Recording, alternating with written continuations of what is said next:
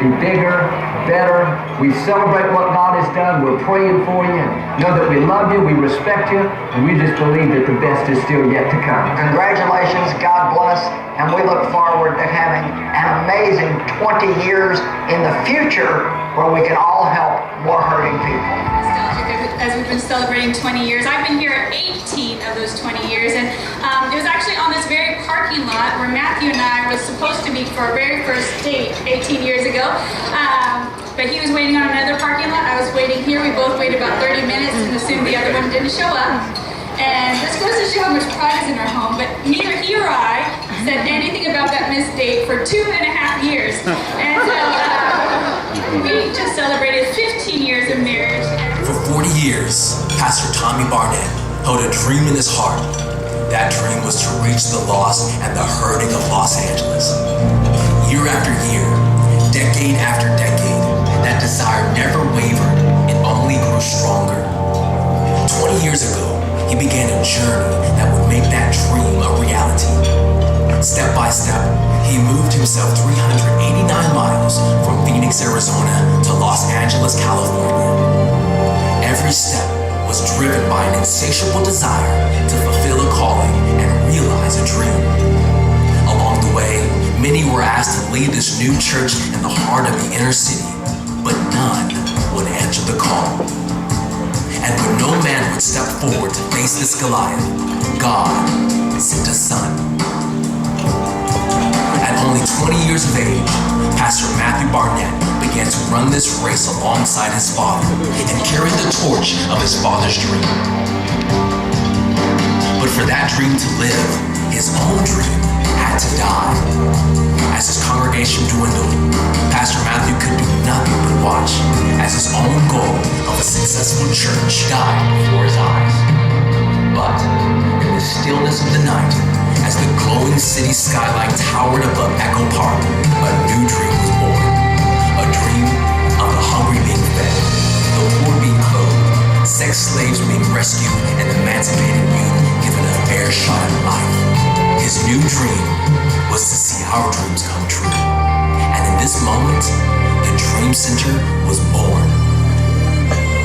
For the last 20 years, Pastor Tommy and Pastor Matthew have relentlessly traveled to spread the word and the cause of the Dream Center around the globe. Along the way, a young volunteer would turn one bag of groceries into the largest nonprofit food bank in the city of Los Angeles, while also becoming the biggest supporter, most faithful encourager, and wife of our pastor. Year after year, lives have been changed, and day after day, in the rooms of an old hospital, miracles are born. 20 years is a long time, and this milestone deserves celebration. Goals have been reached, obstacles have been overcome, and countless lives have been changed. For that, we shout to the heavens. We thank God for everything that He is and everything that He has been.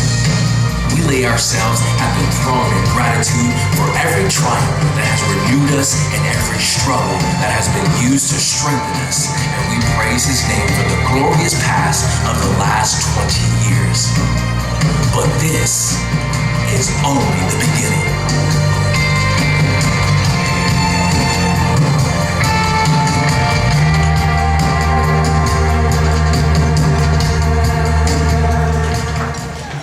Years ago,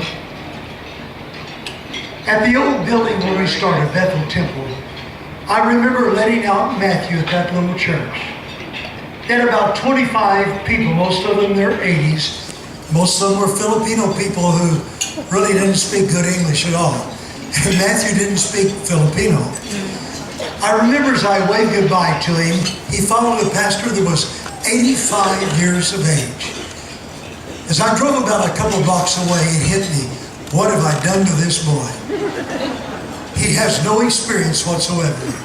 He's 20 years old, following a pastor that's 85. He's not been trained in cross-culture evangelism. And I parked the car and I wept. I thought, I'd probably mark that boy for life. I got on the plane and flew back to Phoenix, and the plane just landed. When my phone rang and it was Matthew. He said, Dad, you can't believe what happened. No sooner than you pulled out of the parking lot, I heard gunshots and I ran to the front of the building. And I saw this teenage boy, 15 years of age, sliding down the steps with blood pouring out of his chest. Wow. And I watched him bleed to death by drive-by shooters that had come by. Wow. Dad, what are we going to do? I didn't know what to do. I'd never been in that kind of situation before. Well, that night he had a meeting with his youth. Remember, he hadn't even had his first Sunday yet. And he told what had happened that day. He said, we've got to do something, but I don't really know what to do. But my dad has always told me, when you don't know what to do, take an offering. All right. So he took an offering and got about $30, walked across the street where the little boy lived, knocked on the door. His mother came to the door and he said, it's not much, but I'm the new pastor over here. We give the $30 to help you with your funeral. And she began to weep. She said, come in, Padre. The room was filled with gang members. They asked Matthew to pray before he left for them. To his shock, he joined and prayed with them.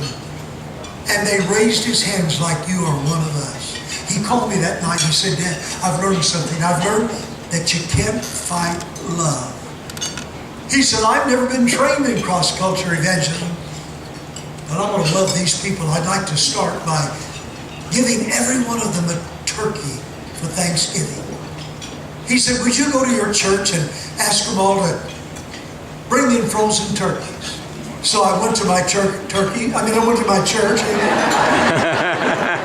I asked them to bring in turkeys, and they brought in over 3,000 turkeys. But in the meantime, he called me and said, Dad, I've learned something. I've learned these Hispanic people they don't like turkey, they like chicken. I said, well, just tell them that these are chickens on steroids. Hey? Well, he called back and said, Dad, the neighborhood is buzzing. He said, Christmas is coming, and I want to give all the kids I need 10,000 presents to hang out in the neighborhood. So I went to my church. Isn't it wonderful to have a dad with a big church? Amen. I told him we needed 10,000 gifts. One man in our church bought 3,000 brand new bicycles. My God. And now it's 5,000 that he buys every year. And we ship them over to this place. I'm not going to detail any further, except the neighborhood came alive. He built an outdoor stadium where the kids could play basketball and lift weights. The church began to explode. Matthew said, Dad, we got to do something. It's one thing to see these kids come to church, but unless we get them away from the gangs, unless we get them away from the drugs, we're not going to keep them. He said, we don't have any place to keep them. We fill all the houses that we own around the church. He said, but I found a place. They only want $16 million for it. I said, it's too much money. We don't have that. They said, make me an offer. I thought I'll make it so low they'll turn me down. I said, I'll give you $3.9 million. And they said, well, take it. And then I thought I was going to have the big one right there. We moved into the building. And for 20 years, we've been repairing the building. But I got some good news to you. Can I tell them now? Okay. And the good news is that we recently got, what do you call it? Occupancy?